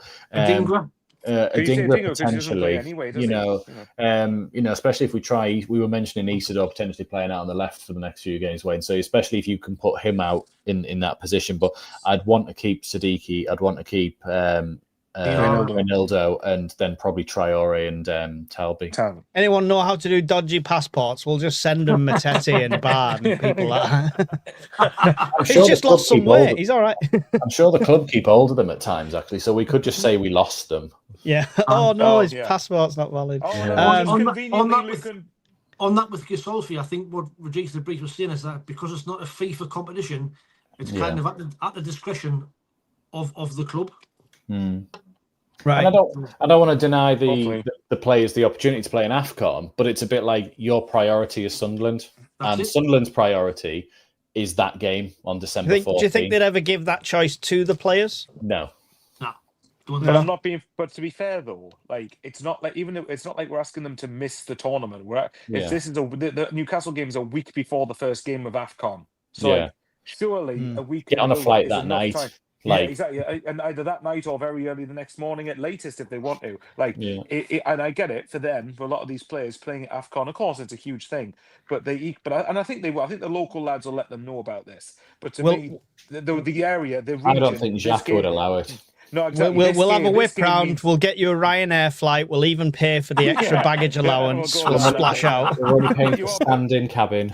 Absolutely. But to be fair, they have to recognise, and I think the lads know this, that this game for us though means everything. So like, go afterwards, immediately afterwards, fine. We're not asking you to miss any games. All we're asking of them is to have them play in the game that's huge for us. John Swinney said back to 4-3-3, please. John Rosenbreyer also said if we go 4-3-3 with Brobby up front, with Isidore Meander on the wings, 3.0 to the lads, 3-0 to the lads. So yeah, I'm going to star the things because we'll get the predictions at the end. Liverpool could be an easy 3 points from what I've seen tonight, says Chris Greener. The AFCON have said December 8th for players to report to their country. December 8th for players to report. Yes, but you can negotiate that though, can't you? Can you report via Skype? I mean, that's... They're working from home. Yeah, that's it. How about this? Why don't you just send them out for 2 days, then bring them back here for the Newcastle game, then send them back out again? Some extra jet lag won't go amiss. Yeah. My worry is that we lose both Xhaka and Siddiqui for the Mags game, end up with Neil and Rig. I don't mind. I want to see Rig get a chance at some of these games. I think he stepped up when he came in for that game and he got subbed off through necessity, which was unfortunate. Could Mundle be on the bench Saturday? Possibly. Miles. And I stood out, didn't he, for the under 21s? He got the goal, didn't he? And I played 45 minutes last week. He looks good. But I mean, on that Rig and Dan Neil, I think you're right. You want to see him get games, but against the Mags, you need your full strength team, don't you? Yeah. You just need the full strength team. You want it. Yeah. 100%. So sorry, we've digressed into the comments world, but Michael Bowers setting up formation wise against Bournemouth. What's your thoughts on that? Well, it would be 4-3-3. I think you need to make sure that you don't get overrun in the midfield. And look, take out the club name Bournemouth, and the fact we are a considerably bigger club than them, in my opinion. But take that out of it. They are considerably richer than Yao. Well, we'll see. They're a very, very good team. Every time I've watched them, I think they look very dangerous. They look dynamic. They cause problems for the opposition. Like I know it's not. Well, I know it's probably not as much of a compliment now, given how badly that Liverpool have done since. But I watched Bournemouth on the opening day and they tore Liverpool apart. They absolutely tore them apart on so many different occasions. So Sky Sports just put not long ago that apparently Semenyo's back in training ahead of Saturday. So hopefully that means he's just going to train and isn't going to play. But I'd be very surprised if he doesn't play. But either way, I think it's a really, really hard game. But so for that reason, 4-3-3. And do you want me to give a lineup? Yeah, go for it. All right, okay, right. So I would say Lee Camp in goal, Billy Jones right back. All over. Yeah, my favourite goalkeeper. Shite. All right, okay. Roofs in goal, obviously. Now, this is a weird one. Because I don't think Hume's done much wrong, personally. I know he's at fault. I think he was partially a good portion at fault for the Fulham goal. But I like Hume a lot, but I wouldn't be against putting Mukiele right back. But I think we miss Alderete as well. I think him bringing the ball out from centre-back, as much as the others can do it to some degree, I think Alderete is a different level. So I'd say Ballard, Alderete. So Roofs, Mukiele, Ballard, Alderete, Reynaldo. I'd say... Now, do you put Gertruda in there? No. You put Xhaka, Siddiqui... I'm just debating it with myself, Conrad. I was nodding with you. Yeah, there he is. All right, I'll tell you what, then fine then. Okay. Put Mukiele in all 11 positions. All right, got the perfect solution. Xhaka can play this game. Yeah. I'm not okay with this. Okay. Yeah, okay, fine. How about this one? To protect these guys ahead of the Mags game, we'll have Xhaka be rested, we'll have Siddiqui, Gertruda, and Chris Rigg. There you go. Them three in the midfield. No, I think probably Xhaka. All right, screw it. Xhaka, Gertruda, Siddiqui, and then you're talking Lafay. probably Traore Isidore, to be honest. I'm not personally a big subscriber of the put Isidore one wing, Mayendo on the other, and Broby up front, because then you've got no strikers to bring off the bench if you need them later on in the game. So if you're going to play one of them on the wing, I'll be going Mayendo on the right more than I would Isidore on the left. But I wouldn't be against putting...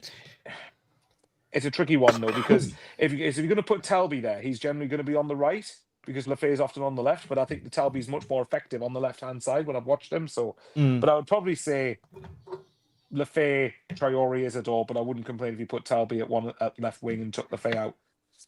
I don't, as it's been touched on, will Roos be fit? Because Roos was injured for the last 15-20 minutes on Saturday. He was limping, wasn't he? We've not mentioned it, but yeah, he was limping. I'm not sure if anything's been said. Has anyone heard anything on it since? So something would have come out by now if he was injured. But saying that, even when he was limping, he still was kicking. It wasn't like he left it to the end of the game, didn't defenders. He? Yeah, so just been like an if his injury was that bad, he would have been taken off. Yeah, I bet Patterson was on the edge of his seat like that. He's limping. Nah, it'd be Simon Moore. He's limping. Simon Moore comes on instead. Yeah. Conrad, let's hear your team. You can't have Nordy in all the positions, though, so just one, please, I'm afraid. So we're going to go Roofs, Isidore. He wants 4 Nordys at the back, 4 Xhakas in the middle, and 2 Isidores up front, please. As Mike Bassett says, 4-4-2. No, Benson and Hedges up front. I do see Labrie probably sticking with his 5 and inverting Hume into the midfield, because he even at home. It. Yeah, he did it against Everton, and obviously he did it against Arsenal, but Arsenal's a different opposition. I think he likes it. I think he feels a bit safer with it, because he doesn't like playing Diarra. When he doesn't like playing a 3 when he doesn't. I was going to say you can't play him at the minute anyway. But I mean, I would agree that I'd probably be more inclined to put something like you said, Nordy, Ballard, Alderete, and Reinildo across the back with Roofs in goal. I would probably put Xhaka and Getraider as your 2 sort of sitting players, so that you can still drop into a 5 if you want to with Getraider, but he is more as the midfielder. It frees up Siddiqui to move a bit further forward and help with the high press. Xhaka can also get a little bit further forward knowing Getraider's behind him. Yeah. Traore will play, and I'm not entirely convinced he knows how to kick a ball, but he does know how to defend his positions, which is he just had the first shot on target of the whole game. No, it was against Arsenal. What did I say to you, Wayne, where I went? He does something amazing, then he falls over, and his first chance, he went past someone and fell over in the box, and I was just like, I fucking said it. Like, just stand up. That's all I wanted to do. And a partridge in a pear tree. Someone who constantly goes on his left, he hasn't got a fucking left foot. Like, it can't shoot with his left. He's done 2 air kicks, like, every time I've seen him. Like, the 2 shots with his right foot the other day were better. Like, and he's not even right-footed. I think they'll stick with Isidore up top. I'm not against seeing Brobbey start. I want to see what he brings to the sort of team right from the offset, but we need to learn that he isn't going to play like Isidore has been. He's probably not going to be doing the high press on the edge of the box like you'll see on Saturday, Mike, where he's sort of right at the defenders if they're doing the short kickouts. Brobbey, I don't see absolutely tearing a gut to get after them. I do see him holding the ball up well, but whether we use him for that's another thing. The left side's a complete sort of guess who at the moment, really. We could put anyone out there. Like you say, Isidore could quite happily go out there. Lefay will probably get the nod, because I don't think he's done much wrong, but he's not done amazingly a lot either, amazingly well. And Adingra just doesn't seem to be fancied at all. I want to see Adingra play. I want to see, him have a go and see what it is, because he's only done, I saw it the other day, he's done 163 minutes this season, and he played the most of the game against West Ham, most of the game against Burnley, and then I think he was on the bench against Brentford, and he came off the bench, and then since then he's not started. He started against Man United, and then he got hooked in the first half, didn't he? To be fair, when he came on against Arsenal, he looked decent. I thought he had a decent kind of cameo when he came on against Arsenal. He looked dangerous. He was getting at the fullback. I wonder if it's just when we need to attack, he is better for that, because that's his whole mindset of getting forward and attacking teams. Whereas when we want to sit in and defend our position and be frustrating or even hold on to a draw or a lead, that's not when you need him. So it's almost, we're better off if we get in front, then he's better. No, if we go behind, then he's better coming on and doing that one. But I want to see him giving a go. But Talby for me should be on the left completely. I think he's right-footed, so it suits him better being on that side. Yeah, he's going to always cut back, but that's how we got back in the game against Villa. Was he cut in, had a shot, and it came through to Xhaka anyway. Was he on for the Everton game at that point? Where I know it was Lefebvre really, but he was on that side linking in with them for Xhaka's play. But yeah, it'll be Traore and Isidore, and then probably Enzo up top. Is Isidore still the main striker choice then? If there's a one? Oh, for me, only because he's got 4 so far this season. The thing is, though, for me, the way we've played the last few games, it doesn't matter who's up there. They've got no service. So we have to make sure we get that service because we've had 0 service to Wilson for the last 3 games.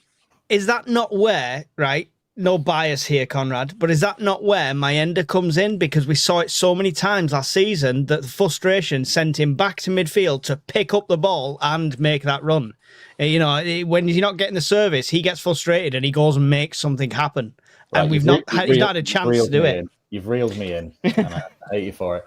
No, because he was given 3 games at the start of the season, and he also did nothing. He got a goal against West Ham, a header, which I really didn't expect him to do, actually, and it was a good header. But he is also not getting the service, and he's not creating that service for himself. It's very different picking the ball up on the edge of your box against Bristol City to picking the ball up against Bournemouth at home and driving forward with it there. The midfielders and the defenders are a lot better opposition. Wilson's not doing that.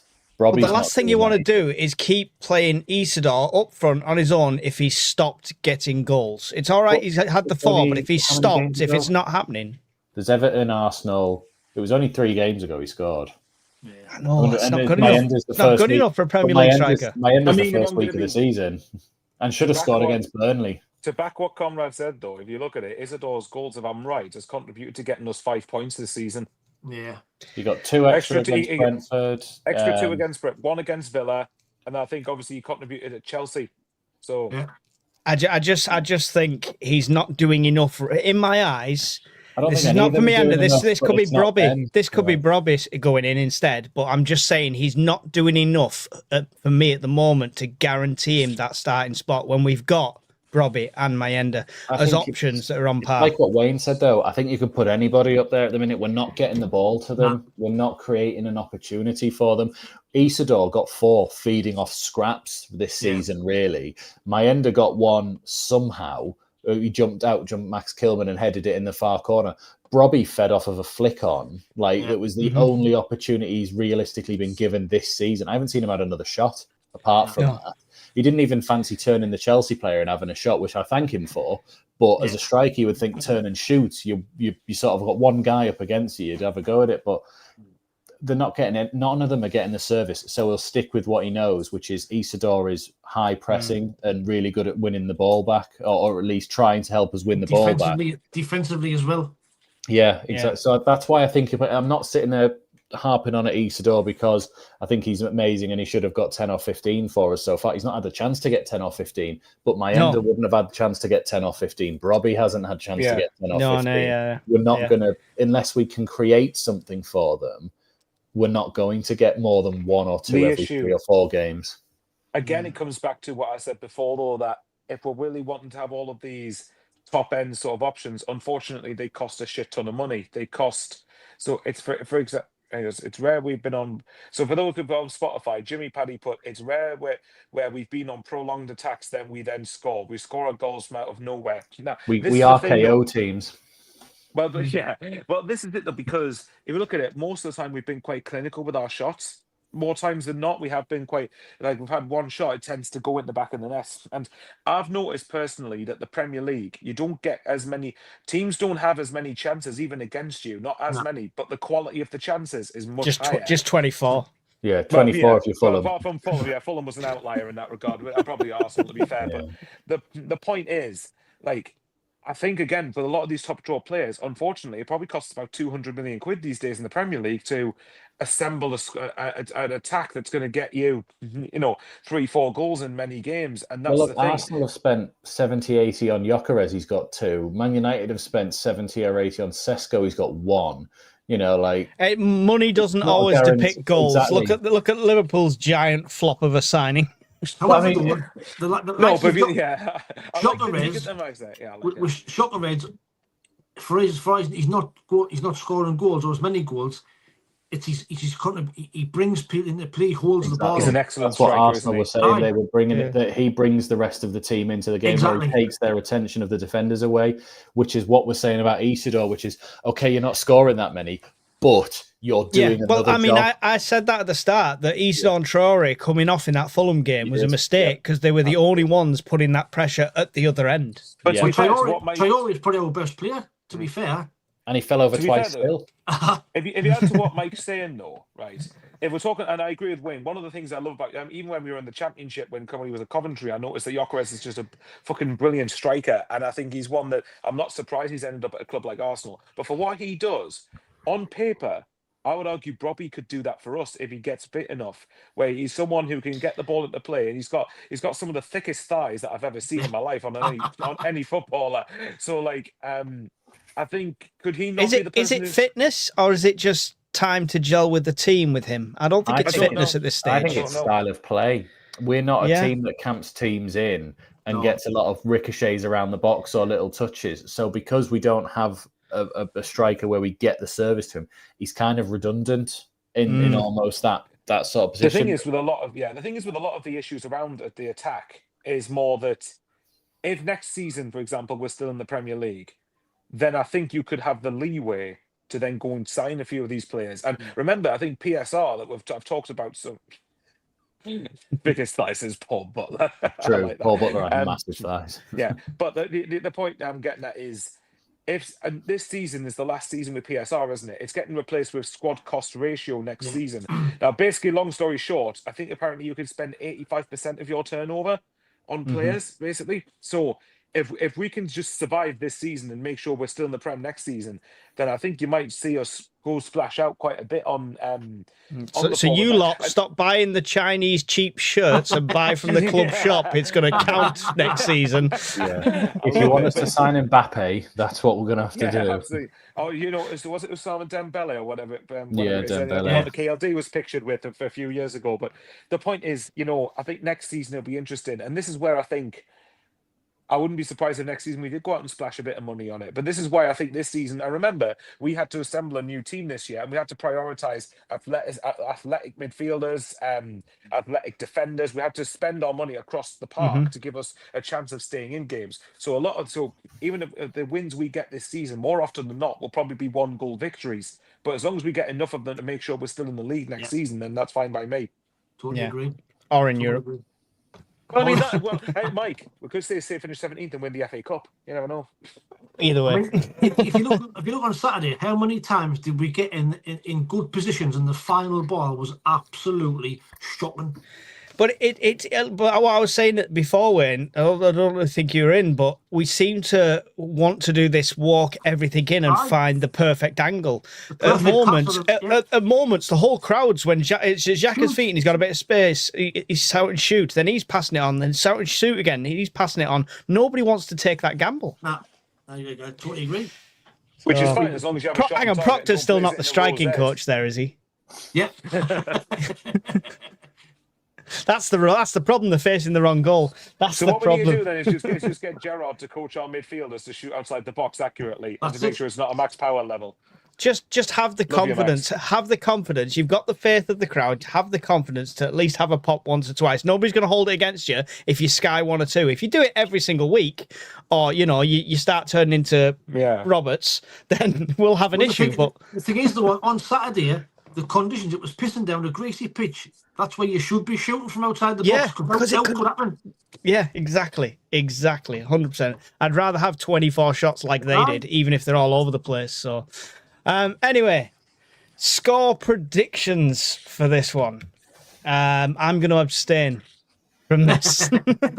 This Is it one because you said 5-1 last time? No, because I'm going there, and I don't want to jinx it when I'm actually no, going. This is where Mike's Still going to gotta go. do This is it. where Mike's going to go. We're going to win 4-0 or something. Just Right.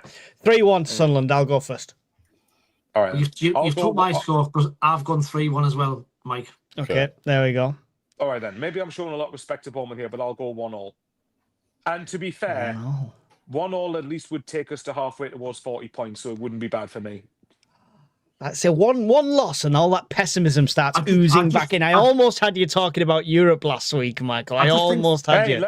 If we get to 40 points first and we've got enough games to play, then I'll start looking at it. Right now it's 40 points. I just think for me, and that's early in the season, for me, Saturday is a game where we've got to get a result, because after that poor game at the weekend, we have to bounce back with the 3 games that are coming up now. We have to get a win on Saturday. We have to win on Saturday. And I think... Get your scores in. Can I ask in the Wayne chat a question, if you don't mind? Because that's me, mate, this, and I keen to know what you think.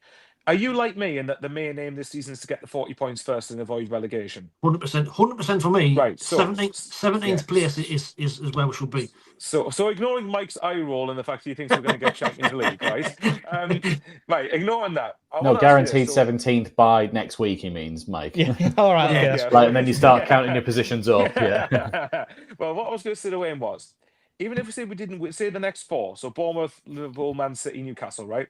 Say we didn't win any of them and we drew 3 of the 4, but Leeds, Burnley, and Wolves lost every single game. Would you accept that now? Because it means then we're 3 or 4 points further away from the bottom 3 than we would be right now. If No. 17th. That's good for us. I know you would, because you think we're going to win the bloody Premier League. I get what you're saying, but I don't want to get in the habit of having that losing run, because once you're in that losing run, it's hard to get out of it. And I If think you draw 3 of the next 4, it's not a losing run. that draw 3 next 4, I suppose. Say if the loss was at Man City, for example, which a place we expect to lose anyway. Yeah. If we take Saturday out of it and you offer me 3 draws against Man City, Liverpool, Newcastle, I'd probably take that. Oh, I would take that. I would take that. Not Newcastle at home. Not the form they're on. I think we've got that. I don't know. And I get what you're saying, Mike, but a derby game, form guns out the window, and it's one of them where would you rather lose the game or would you rather take a point? And now you're at home and you should go for the 3 points, but I think with the derby game aspect in mind, what I've always said for derby games is you can take out the best player in the team, fine, but I'd like a Catamol in there. I'd like somebody like that, and I think Xhaka is that. As if Xhaka plays on that Newcastle game, we've got more passion and drive throughout our squad for a derby than they've got in their little finger. I think the X factor is on us for the derby. I've got me Sunderland head off from years ago, and Sunderland doing the Sunderland, because what'll happen is Newcastle will not win an away game until the playoffs, because I haven't won away this season. That's what I'm thinking, yeah. And we'll be unbeaten at home. We'll get to the last game. We'll lose Xhaka or Siddiqui. We're not that team anymore. That's what happened. We'll see. We'll see who. Well, hopefully, Wayne. Hopefully, Mike's going to be the smartest bastard ever after the derby. Really hope he is. But what was good? If you look at it just this coming month, right?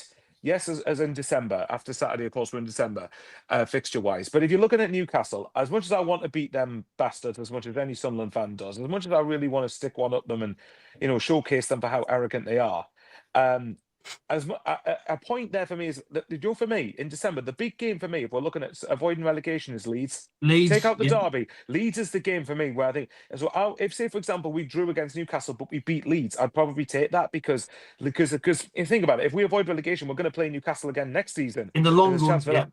Exactly, and in a season where we're going to have more scope and be able to invest more because we've had another year of Prem money. This season is we have to make sure we're in the Premier League next season. So, and the way to look at it, Wolves are right down there. Well, no, John, I completely agree with you. 1 game at a time. That's why I keep saying get to 40 points as quick as possible, and then you see where you go from there. So this season, because what was said, we have to finish above Leeds and Burnley, which I still think we will, by the way, and you've got to finish above one of the established teams. So Wolves right down there, we're still 17 points ahead of them. The point is, I think if you're looking at Leeds at home, Burnley at home, they're 2 home games for me that we ideally need to get 6 points from. So, but look, Mike, let's hope you're right about the derby afterwards. Let's hope you are correct. And you're going to come here and you're going to go, See, Told you. piece of piss. Told you. Nothing. You're all going to be worried. I'm not going to bother. Listen, I'm conscious that Wayne's wide awake and Conrad's yawned 3 times. So it's kind of twisted round there. So I think we've got me at 3-1, Wayne at 3-1. Michael, you said 1-1. Yep, correct. Last time you predicted a draw, we won. So I'm happy with that. Okay, Conrad. fair enough. Yeah, I was just looking to see what Michael predicted last time. He said we beat Fulham 2-1. I think we'll win 2-1. Basically, I'll never predict a win again. Yeah, I think we win 2-1. I think we just have enough just to do them. I don't think Bournemouth are on a good run at the moment there, and with Semenyo maybe playing, maybe not playing, I think this is, again, another one of those opportunities we have to try and take advantage, especially because we've just lost. We want to bounce straight back with a win, knowing that we're going into 2 reasonably harder games away. Yeah. Liverpool is one. I'm a bit like Michael. I don't really want to talk about it, because 1 game at a time and all that. But I think we're clearly seeing signs of go there and have a go. Even if you play a 5, go there and have a go. You never know what you're going to get. Put them under pressure a bit. You know, turn the crowd. Yep. Well, he's gone all Forrest Gump on us. You never know what you're gonna get. Right. So Jimmy Paddy's gone 2-2. John Rosenbrier's gone 3-0. Steve Hewitt's gone 2-1. Miles of Sunderland has gone Sunderland 2-1. Tony Huntington is with Mike and Wayne at 3-1. I'll go 2-2 for the draw, lads, says Brian Greener. Bailey Montblanc says 2-2. Quite a few draws in there. Mr. Bo Jimgles has gone 1-0 and called it as Renildo. I'd love to see that. Love to see it. It sounds like the kind of thing we do, though, right? It's the random defender scores instead. L12 Bong has gone 1-0 to the lads. Safc do well after a defeat this season. We do seem to bounce back. That is one good trait we've got at the moment. Being Laney says 2-0 to Sunderland as well. Stop being a defeatist, Wayne. Believe. Keep the faith. Keep the faith, Wayne. Keep the faith. These 3 predicted a win. It's me who's probably the pessimistic one. I think that's it for us this evening. So, Michael Bowers, any final thoughts for our wonderful audience? And mention your channel, please. Subscribe to myself, Michael Bowers. Well, obviously, there's Michael Bowers 541, but just type Michael Bowers Sunderland. It's much appreciated, the support. Subscribe to all the channels involved and subscribe on Spotify. The numbers are growing and we couldn't be happier for it. Excellent. Any final thoughts from you, Conrad? No, just apart from to say thank you, because we have hit 3,000 subscribers tonight. We did just get over. Yay. We can retire. We can retire. Yeah. Exactly. That's it now. We'll celebrate by getting a 1973 toaster and tea and set the. I mean, sorry, you've put that up, but where am I? I'm here. Hello. How good is that? That was in Lidl. It wasn't supposed to be anything to do with Sunderland, but it's in Lidl. It comes in white and it comes in red. So now I have a complete Sunderland kitchen with 1973 everywhere.